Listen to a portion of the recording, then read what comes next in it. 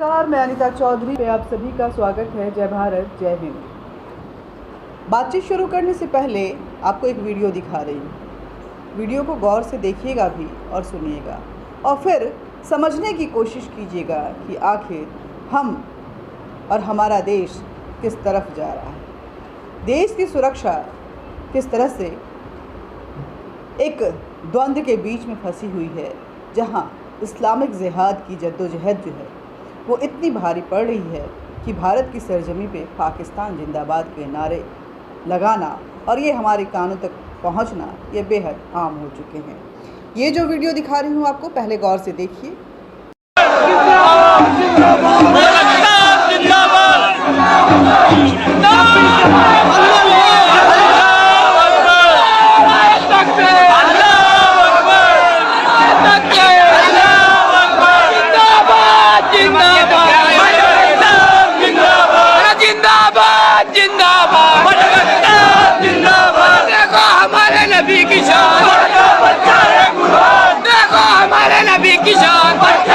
ये वीडियो राजस्थान के झालावाड़ ज़िले के आवार में लगे हुए हैं और यहाँ पे आवार के जो झालावाड़ ज़िले के आवार में जो ये नारे लगाए जा रहे हैं वो ईद के दिन लगाए जा रहे हैं।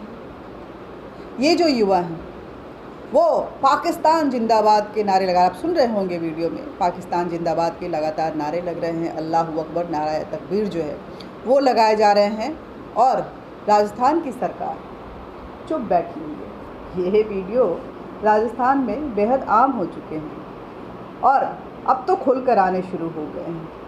चैत्र प्रतिपदा जो कि हिंदुओं का नववर्ष होता है, उस दिन से राजस्थान की किलोरी में जो हिंसा शुरू हुई, हिंदू त्योहारों को ख़त्म करने के लिए जो एक आक्रामक चेहरा मुस्लिम समुदाय की तरफ से राजस्थान में आया, वो अब विभत्स रूप लेता जा रहा है।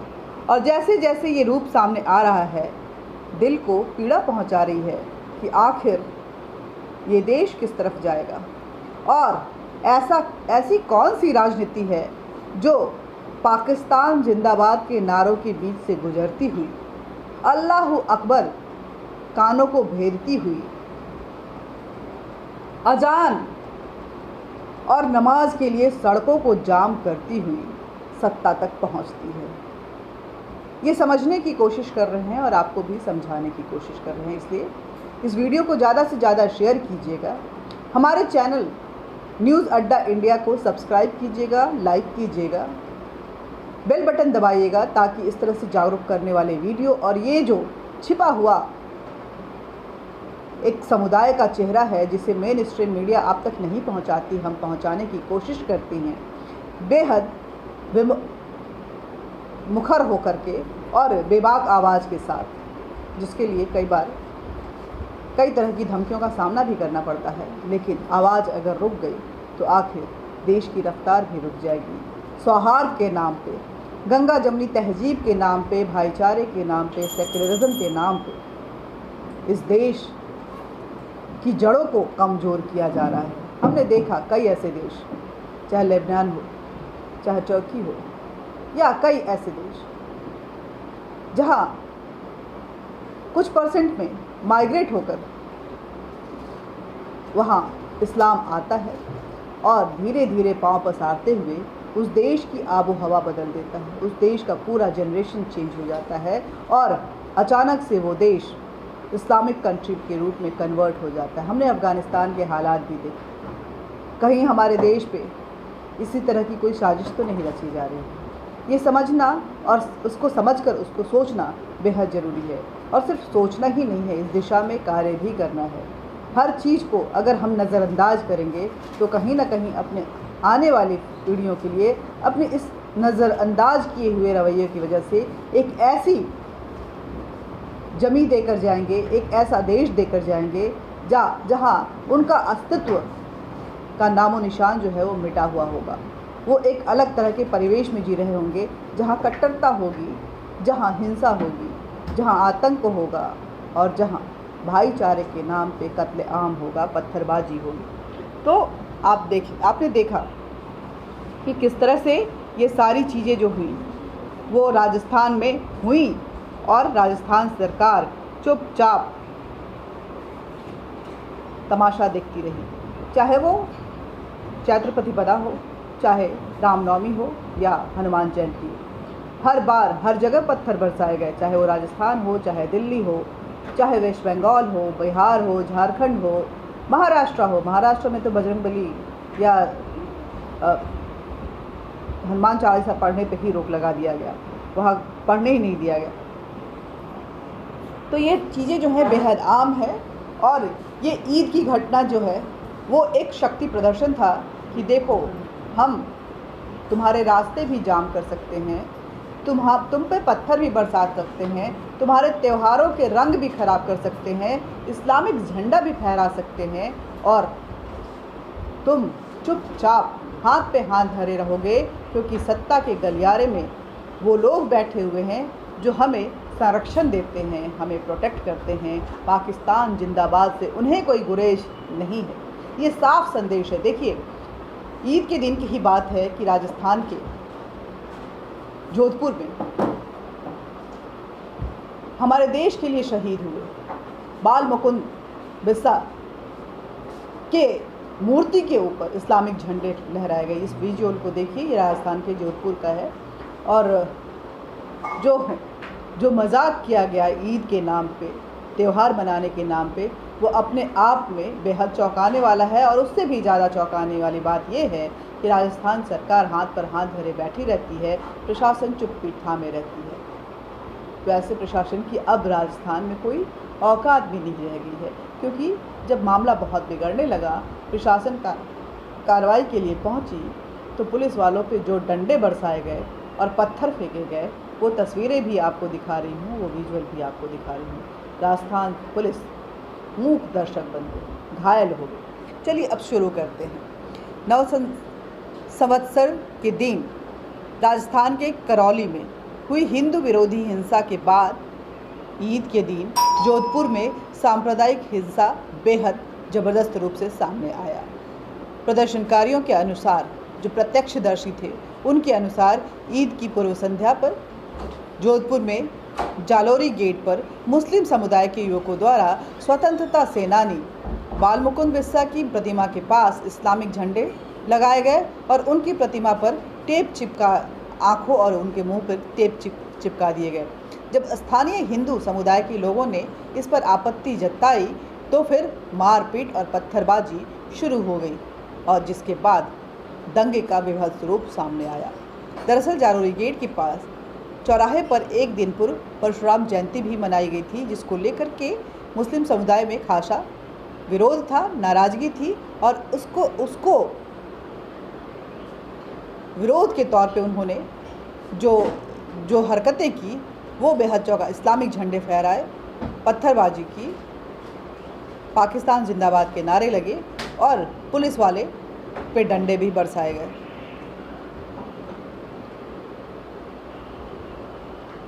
मुस्लिम समुदाय के युवक वहाँ बड़ी मात्रा में एकत्र हुए।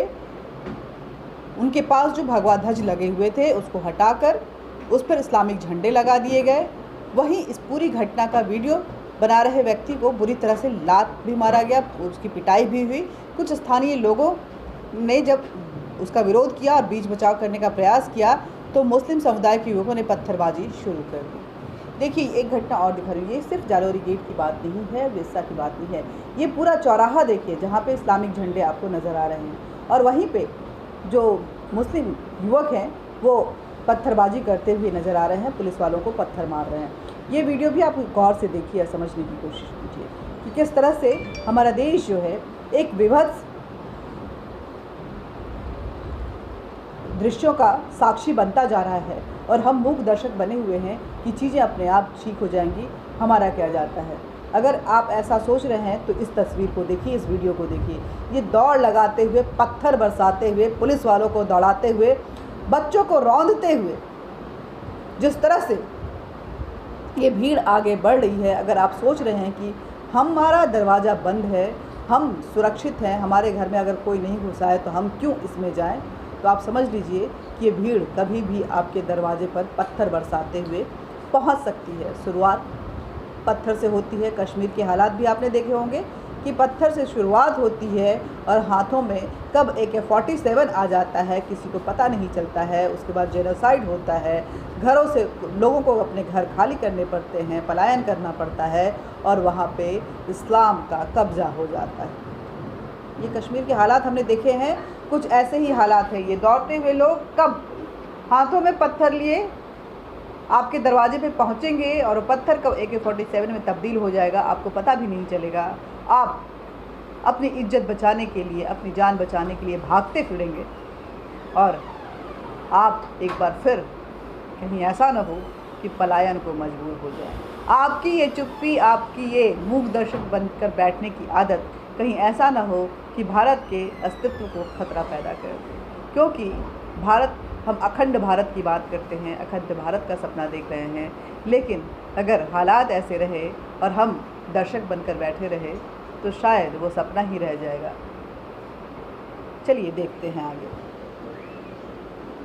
वीडियो बना रहे युवक की बहुत पिटाई की गई। मुस्लिम समुदाय के युवकों ने पत्थरबाजी शुरू कर दी और देखते ही देखते तकरीबन 300 से 500 के बीच में मुस्लिम युवक जो है वहाँ पे जमा हो गए और जमकर पत्थर बरसाने लगे, जमकर वहाँ पे हिंसा फैलाने लगे। आनन फानन में हरकत में आई पुलिस किसी तरह लाठीचार्ज करके भीड़ को काबू पाना चाहती थी, लेकिन इस दौरान पुलिस वालों पर भी जमकर पत्थर बरसाए गए, डंडे बरसाए गए।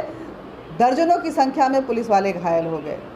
उसके बाद आसपास के 10 थाना क्षेत्रों में इंटरनेट सेवाएं अब फिलहाल बंद कर दी गई हैं। कुछ दिनों के लिए जोधपुर में इंटरनेट सेवाएं बंद हैं। हालांकि देर रात तक उपद्रव की छुटपुट घटनाएं कल भी आती रही थी। आज सुबह क्या हालात हैं ये अपडेट मैं आपको शाम को दूंगी। दवाई लेकर लौट रहे युवक से नाम पूछा, उसके बाद उनकी पिटाई की। मुस्लिम भीड़ ने दौड़ा कर पीटने के बाद उसको चाकू घोंप दिए। रात में हुई हिंसा का सुबह के नमाज के उपरांत उपद्रवियों ने एक बार फिर पथराव शुरू कर दिया और उसके बाद लगातार लोग घायल होने लगे। घायल होने की सूचना पर पुलिस फिर एक बार आई और उसके बाद फिर एक बार पुलिस और पत्थरबाजों के बीच कुछ काबू पाने के लिए और कुछ हिंसा फैलाने की जद्दोजहद में ये घायल होने का सिलसिला शुरू हो गया, लेकिन घायल पुलिस वाले ही हुए। उपद्रवियों ने हिंदू बाहुल तकरीबन 14 मोहल्लों में पथराव और तोड़फोड़ की, लोगों के साथ बदतमीजियां की, गाली गलौज किए, महिलाओं के साथ छेड़छाड़ की गई। स्थानीय लोगों के अनुसार सुबह हुए उपद्रव में दंगाई पूरी तरह से तैयार होकर आए थे, जिनके द्वारा घरों के ऊपर पथराव और तेजाब की बोतलों से हमला किया गया। उपद्रव के दौरान दंगा फैलाने की पूरी कोशिश हो रही थी कि दूसरे समुदाय की भावनाओं को भड़काया जाए और कत्लेआम शुरू हो जाए। दौरान स्थानीय महिलाओं के साथ भी छेड़छाड़ की गई, गाली गलौज की गई, धार्मिक नारेबाजी की गई और इसके उपरांत लोगों के विरोध में जब एकत्रित हुए लोगों ने विरोध करना शुरू हुआ तो फिर पुलिस के डंडे शुरू हो गए। सिर्फ जालौरी चौक की ये बात नहीं रही, वहाँ से 1 किलोमीटर दूर कबूतर चौक पे भी जमकर उत्पाद मचाया गया। दंगाई हाथ में लोहे की पाइप, सरिया, छड़े लिए हुए, डंडे और तेजाब लिए हुए बोतलों के साथ वहाँ पहुँचे। इस दौरान 5 वर्ष की एक हिंदू बच्ची को भी जमकर पीटा गया। उसको बचाने में एक हमारे भाई जो व्यक्ति था जो पास में ही खड़ा था, उस बच्ची को बचाने के लिए जब वहाँ पे पहुँचे तो उनके ऊपर भी जमकर डंडे बरसाए गए और पत्थरबाजी की गई। मुस्लिम भीड़ ने स्थानीय भाजपा विधायक के घर पर भी हमले किए और उसके बाद ये हमला यहीं पे शांत नहीं हुआ। मंगलवार तक, बुधवार तक ये हमला चलता रहा। इस तरह की स्थिति जो है वहाँ पे चालू रही। फिलहाल धारा 144 जो है वहाँ लागू कर दिया गया है। 97 लोगों को हिरासत में ले लिया गया है। उपद्रव की फिर से आशंका वहाँ पे बनी हुई है, इसलिए इंटरनेट सेवा जो है बंद कर दी गई है। राजस्थान के किरौली में हमने देखा था, सुनियोजित ढंग से वो हमला हुआ था। 100 से अधिक दुकानों को आग के हवाले कर दी गई थी। हालांकि इसके बावजूद वहाँ के सत्ताधारी पार्टी जो है वो चुपचाप बैठी हुई है और राहुल गांधी नेपाल के पब में अपनी पार्टियां कर रहे हैं। सबसे दिलचस्प बात ये है कि राजस्थान में इस हिंसे के पीछे जो नाम सामने आ रहा है, कांग्रेस के एक वरिष्ठ कार्यकर्ता का नाम आ रहा है।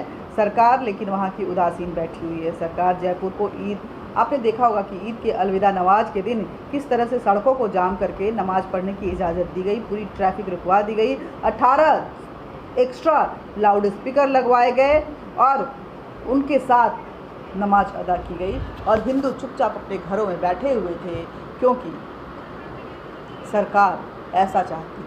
लेकिन इस हिंसा में एक सुखद तस्वीर भी सामने, ये तस्वीर जरूर देखिए। जब उधर से पत्थर बरसाए जाने लगे और उपद्रवी घरों में घुसने लगे तो हिंदू युवक जो हैं वो हाथों में डंडे लिए हुए सामने आ गए। हालांकि उन्होंने किसी को पीटा नहीं।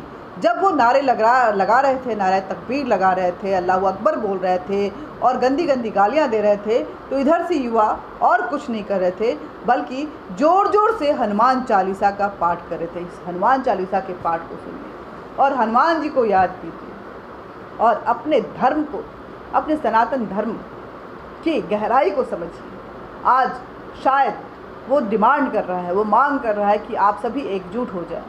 जात के नाम पे, अपनी सोच के नाम पे, विचारधारा के नाम पे, अमीरी गरीबी के नाम पे, अपने व्यवसाय के नाम पे बंटना छोड़कर सिर्फ एक हिंदू बन जाएं और भारत की अस्मिता की रक्षा करें। जय हिंद, जय भारत। मिलते रहेंगे और हमारे इस बातचीत का सिलसिला भी जारी रहेगा, लेकिन इसके लिए आपको भी थोड़ी मेहनत करनी पड़ेगी। आप हमारे चैनल को न्यूज़ अड्डा इंडिया को ज़रूर सब्सक्राइब कीजिए, हमारे वीडियो को ज़्यादा से ज़्यादा शेयर कीजिए, लाइक कीजिए, बेल बटन दबाइए और इस तरह के देश हित के मुद्दों पर, जहाँ पे देश विरोधी नारे लग रहे हैं, उस पर आप क्या मत रखते हैं, क्या विचार रखते हैं, हमारे इस वीडियो को कैसे आप देख रहे हैं, हमारे चैनल को कितना पसंद करते हैं, ये सारे कमेंट बॉक्स में ज़रूर कीजिएगा। जय हिंद, जय भारत।